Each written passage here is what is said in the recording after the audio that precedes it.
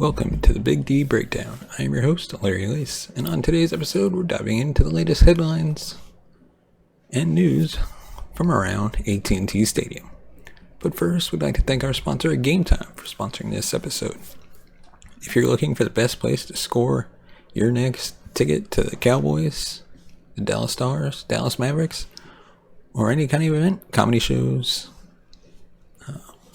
musicals, then come check out Game Time today. Use the link in the description and help support the channel. And now on to today's first topic, our studs and duds of Week 14. Following a 54-point explosion against the Colts, the Dallas Cowboys were expected to really have their way with the Houston Texans in Week 14. That wasn't the case at all, as they spent the majority of the game trying to catch up to their in-state rivals. Dallas even needed a huge defensive stop in the final minutes, as well as a 98-yard drive to secure the win. But since they captured the win, it's safe to exhale and look back over the nail-biting contest and identify a few studs and duds from the game. Starting off with our stud, Donovan Wilson. With Houston up 20-17 and getting the ball to start the third quarter, they had all the momentum. Dallas needed something to go their way, and it finally did when Donovan Wilson hit Pierce and forced a fumble. The ball bounced right to Trayvon Diggs, who gained 15 yards after running around for what felt like a couple of minutes. That should have led to points and possibly a lead, but Dallas failed to get the ball onto the end zone and turned it over on downs when Elliott was stuffed on 4th and goal. Still, Wilson delivered when his team needed him to, something that has been true throughout the season, as he's putting together an impressive campaign. And our dud, Kevontae Turpin. Dallas was up 7-0 and forced a punt with a 3-and-out on their first defensive series. A 47-yard punt, was fielded by Kevontae Turpin, and he wound up muffing the ball. The fumble was recovered by Houston linebacker Blake Cushman, giving the Texans the ball at the Dallas 24. The Texans were able to go 24 yards in 6 plays, and Dameon Pierce scored a 1-yard touchdown to tie the game up at 7. It was the first of several miscues that allowed Houston to nearly pull off the upset. And our next stud, without further ado,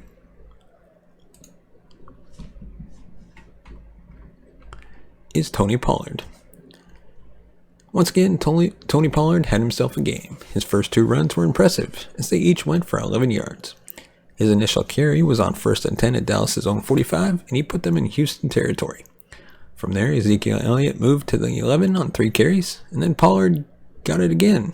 This time, he took it to the right end for an 11-yard touchdown, his 9th rushing score of the season.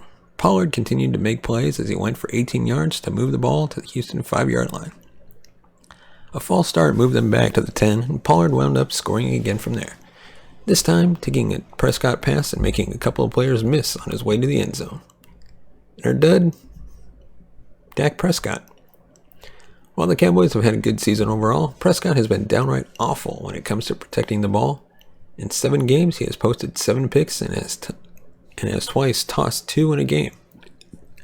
Now he's up to 9 picks, and this was his 3rd game of the season with multiple picks. And if that wasn't enough, it's also the 3rd game in a row where he did throw a pick, and the second one was an absolute killer. Trailing 23-20, Dallas needed their star quarterback to step up as they were pinned down in their own territory. That didn't happen as Prescott threw a pass right into the arms of Tremon Smith, who had the earlier pick as well. The defense bailed him out and got them the ball back, but against a better team, he would have blown the game on that play.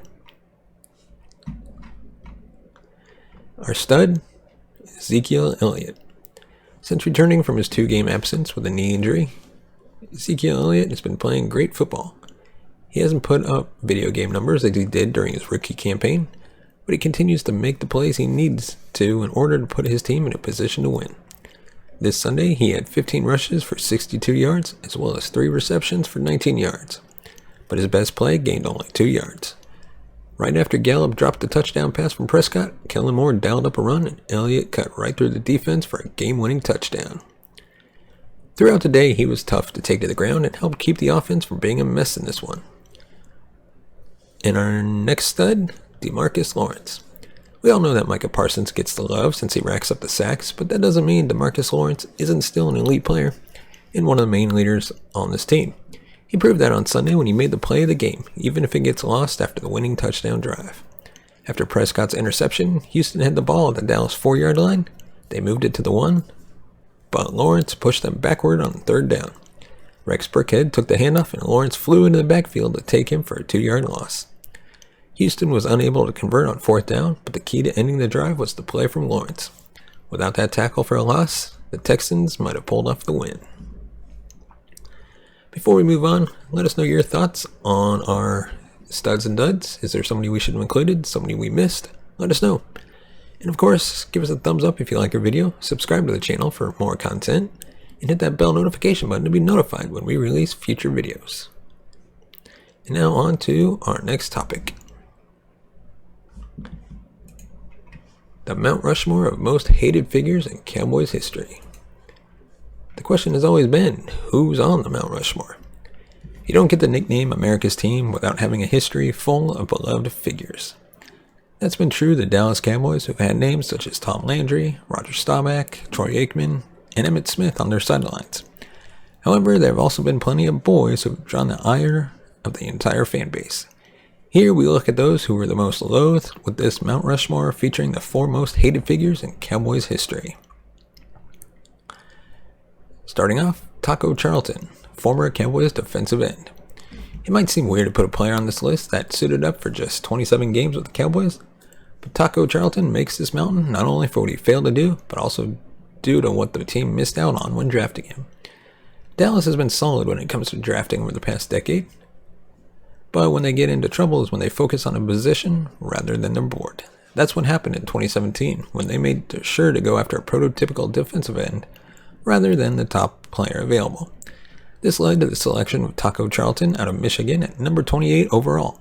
Charlton, who stood 6'6" and 270 pounds, looked the part of an NFL defensive end, and Rod Marinelli believed he was a better option than TJ Watt, who didn't fit his scheme.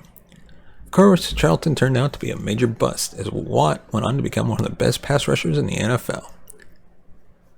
The DE is not too sad about it though, as Charlton had no problem making fun of Jerry Jones this offseason when the owner tried to blame his son for the failed pick.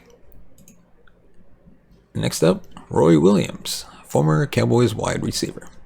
For 2 years, the Cowboys tried to land Roy Williams as Jerry Jones had his heart set on acquiring the former Texas standout. The Detroit Lions, however, were reluctant to make a move. That is, until Williams was ready for a new contract.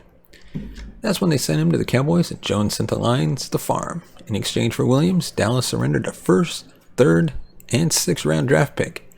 They then agreed to a 6-year, $54 million extension with $26 million guaranteed. That might not sound terrible in today's market, but it was one of the richest deals for a wideout at the time. Williams then joined a receiving corps that included Terrell Owens, Patrick Creighton, Jason Witten. In 10 games during the 2008 campaign, Williams managed just 19 receptions for 198 yards and a touchdown. The front office convinced themselves he just needed a full offseason in their system to get back on track, and made him the number 1 wideout when they released Owens ahead of the 2009 campaign. Thankfully, Miles Austin broke out with 81 receptions and 1,300 yards because Williams wasn't up to the task. That year, he finished with 38 catches for 596 yards. The following season was similar with just 37 receptions for 530 yards. He was also guilty of several drops and had a crucial fumble on Thanksgiving Day against New Orleans in 2010. Williams had originally caught a pass that looked to seal a win for Dallas, but wound up fumbling the ball away, and the Saints scored the winning touchdown on that possession. After just 40 games, Williams was released and has gone down as one of the biggest failed trades in league history. And finally, at number 4, you can't forget Jerry Jones. For each of the previous members of the Cowboys Mount Rushmore of hated figures, there's been one common denominator, Jerry Jones. An Arkansas native who became a billionaire, Jones purchased the franchise in 1989 for $140 million, and he instantly angered the fan base. Jones fired Tom Landry shortly after purchasing the team, getting rid of the only coach their franchise had ever known. Landry hadn't had a winning season over the past 3 years, but the unceremonious way he was fired is what the fan base held on to. Making matters worse, he hired a former collegiate teammate, Jimmy Johnson, making it appear as though personal feelings led to the decision. Luckily, in time, Johnson would prove to be the right coach for this franchise. He led them back-to-back Super Bowl wins in 92 and 93, but then Jones stepped in and messed that one up as well. Jones, who had named himself general manager, wanted all the credit for the success. His desperation to be considered a football guy and not just a businessman led to a massive dispute between the two, and Johnson was gone before the 94 season. And since Jones is afraid of changing his approach, he again hired a former teammate from Arkansas, this time bringing in Barry Switzer. As fate would have it, Switzer won a title in 95, but it was with the roster Johnson built, and the Cowboys quickly went in the wrong direction afterward.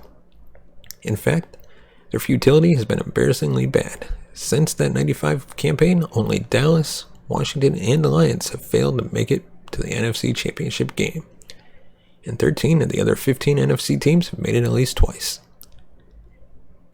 Even with that being the case, Jones still wants everyone to think he's a GM. At 80 years of age, he appears on radio, TV shows, whenever possible to discuss his team's plans. He undermines his coaches by announcing starters, talks over team doctors, and contradicts their medical opinions. Jones even paid $2.4 million in a settlement to help cover up some heinous activity by Rich Dalrymple, who was a longtime employee of his. There's no denying Jones loves his team. The problem is, he's also his own worst enemy. It's much like Tommy Boy, who loves his sale so much that he smothers it, smashes it, and ends up killing everything good about it. It's really a wonder the franchise has had as many winning seasons as they have with Jones at the helm. Just imagine how good they would be if the man in charge of it all wasn't serving as a giant anchor holding their progress back. Let us know your thoughts. Who would you consider to be the most hated figures in Cowboys history? Let us know. And now on to our next topic. 3 causes for concerns from the narrow win against the Texans. The Dallas Cowboys played to their competition in the previous 2 games against the Giants and the Colts. Ultimately, they picked themselves up in the second half, and their superior talent level proved to be the difference. On Sunday, the Cowboys took playing down to their competition to a whole new level against the 1-win Texans. On a fast track to clinching the NFL's worst record and number 1 overall pick, Houston smelled blood following Cavante Turpin's first quarter muff punt and pushed their in-state rivals to the brink. So much so that it took an 11-play, 98-yard touchdown drive with less than 3 minutes remaining in the game for Dallas to see out the victory. It was a surgical drive from Dak Prescott, whose interception just minutes earlier seemed to seal a win for the visitors before DeMarcus Lawrence saved the day with a physics-defying run stop on 3rd and goal. A win is a win, obviously, but the Cowboys were downright lucky to escape with a win. While you're celebrating this thrilling come-from-behind victory, be sure to take note of these causes for concern. Number 3, self-inflicted mistakes. The Cowboys' record under Mike McCarthy speaks for itself. It also speaks volumes the team is continually plagued by self-inflicted mistakes under McCarthy's tutelage. If it's not penalties, which were oddly few and far between against Houston, it's unforced turnovers, drop passes, or missed tackles, you name it. Sunday was the same old story. For starters, Cavante Turpin's muff punt after Pollard's early touchdown changed the game. If Dallas gets the ball back and goes up 14-0, it's extremely possible the 1-win Texans will lie down and prepare for the slaughter. Besides that, Dallas committed an offsides on 3rd and goal after stopping the Texans, which led to a Dameon Pierce touchdown run. You also had a drop pass from Noah Brown that resulted in an interception and a drop touchdown by Dalton Schultz. Dallas wound up getting stuffed on 4th and goal later in the drive, which opens up another can of worms about Kellen Moore's conservative play calling near the goal line. After 8 straight runs to start the second half, the Cowboys packed the box and called an Ezekiel Elliott run up the middle on 4th and goal that had no chance. The Texans snuffed it and blew up the play behind the line of scrimmage. All of these blunders were unforced, inexcusable, but not surprising. And at number 2, injuries to starters. The Cowboys' injury report has been an incredibly short read in recent weeks, but they suffered a number of scares on Sunday. Before the game, Jalen Kearse was assisted to the locker room with an apparent leg injury before returning and starting the game. Suffered during warm-ups, his freak injury marked the start of a long afternoon on the injury front. In the second quarter, underrated space eater Jonathan Hankins was removed with a shoulder injury and didn't return. In the same quarter, Trayvon Diggs left the game with a thumb injury. He went back to the locker room before returning, albeit with his hands heavily wrapped. Additionally, promising rookie tight end Jake Ferguson was ruled out after exiting the game just before halftime. The biggest concern, though, occurred when right tackle Terrence Steele was undercut by a Texans defender while finishing off a block. Unable to brace himself for a hit, Steele went down awkwardly and was helped to the locker room. He was quickly ruled out with a knee injury. 2021 fourth-round pick Josh Ball replaced Steele and was so dreadful in limited action that Dallas benched him for Jason Peters. Steele has been a model of consistency at right tackle this offseason, allowing just 4 quarterback hits and 1 sack over 417 pass blocking snaps to go with a sublime 82.4 run blocking grade from PFF. Then next up, Dak Prescott's interceptions aren't sustainable. This isn't an anti-Dak rant, far from it actually. Anyone with a fundamental understanding of football, or 2 functioning eyes, realizes Prescott's return from injury has meant everything to the Cowboys offense. The group ranks first in multiple major categories since he took his job back from Cooper Rush. With that said, the interceptions are piling up at an alarming rate. While Sunday's pick wasn't entirely on Prescott, Noah Brown had it bounce off his helmet and into the air, begging to be intercepted. It was a familiar sight for Dallas fans over the last month. In fact, Prescott's now thrown an interception in 3 straight games and 5 of the last 6 contests. There's never a good time for a turnover, but a majority of them have come near the end of the first half on passes over the middle. Wouldn't you know it? Sunday's pick was a carbon copy of that description. Is it a matter of Prescott forcing unnecessary throws into the tight windows? Could his receivers do a better job on routes and catching the football? You bet. Not every INT has been on Dak, but even his most adamant supporters can admit he's been more careless with the football than we've grown accustomed to. Prescott can win any game on his own, but the Cowboys are built to win by running the football and playing sound defense. It's tough to carry out that blueprint when your quarterback is throwing interceptions almost every week. And now on to our next topic. Cowboys have picked T.Y. Hilton over OBJ. Jerry Jones apparently still loves a splash, even after spending the immediate aftermath of Odell Beckham Jr.'s visit to Dallas leaking information that tanked his value. No NFL team has made a move on OBJ thus far, with the Chiefs reportedly keeping in contact with the wideout even after the Cowboys star Parsons confirmed signing the veteran would be more of a 2023 move.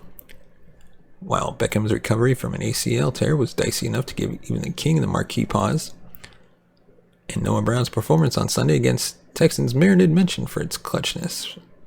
It was apparently pretty appalling for Jones to do something absurd with his wide receiver core on Monday.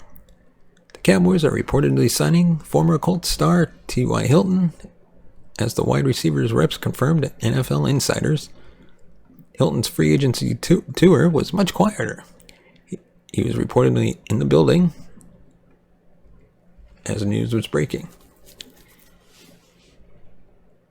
Hilton, as good as retired in our minds' eyes recently as this morning, racked up nearly 10,000 yards for his career in Indianapolis, making the Pro Bowl in 4 consecutive seasons from 2014 to 2017, long past the point of taking the top off the defense all by himself.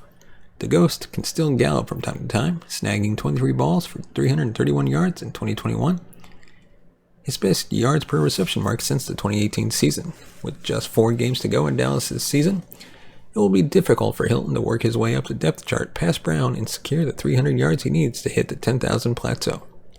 Perhaps that means a return engagement could be in the works for 2023 as well, once Beckham will be an option once more. Whether Jalen Tolbert and James Washington. Let us know your thoughts about the signing of T.Y. Hilton. You think it's a good idea? Should we keep him for another season? Let us know. And now on to our next topic. Our early predictions and odds for the Cowboys versus the Jaguars.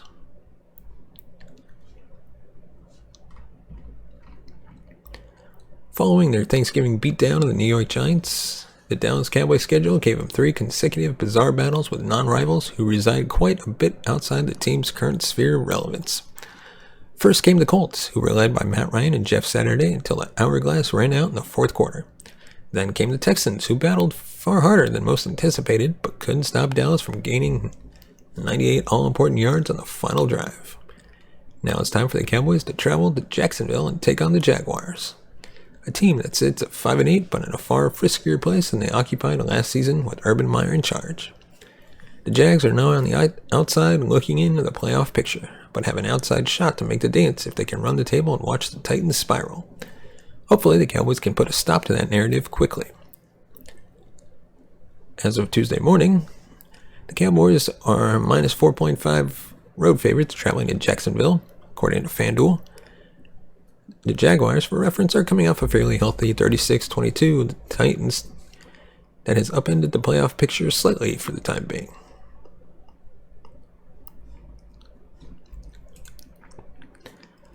Let us know your thoughts on who would win this game. Dallas is minus 115 to cover that minus 4.5 spread, while the Jaguars are minus 105 to get within 5 points. On the money line, Dallas is minus 225 to win, while the Jags are plus 188 to come away victorious. That's a solid bet considering Dallas is nearly locked into the number 5 seed, and the Jaguars have plenty to play for within the division. Trap game alert for sure, as the Cowboys head home to take on the Philadelphia Eagles on Christmas Eve, following their brief trip in unfamiliar territory. While Trevor Lawrence didn't rise to the immediate stardom in year 1, he looks the part of a top quarterback this season, now that he's escaped Urban Meyer's shadow. 20 touchdowns against 6 picks looks a hell of a lot better than 12-17 as a rookie. That said, Jacksonville hasn't earned their reputation as a frisky defense. This isn't Miles Jack in the AFC title game anymore. The Jags are 27th in the NFL in yards allowed per game, though they're 14th in yards allowed on the ground, in middle of the pack in points against. Dallas's patchwork secondary must shut down Lawrence to win, and will have to rely on tertiary receiving options like Noah Brown again if the running game gets bottled up. I predict a narrow Cowboys win, 23-21, with Lawrence's final drive stalling at the 50. So let us know your thoughts on the topics we covered. Is there anything we missed? Anything we should have included? Let us know in the comments section below. As always, you can support the channel by buying us a coffee at buymeacoffee.com/thebigd. As always, thank you so much for watching and listening. We will see you next time.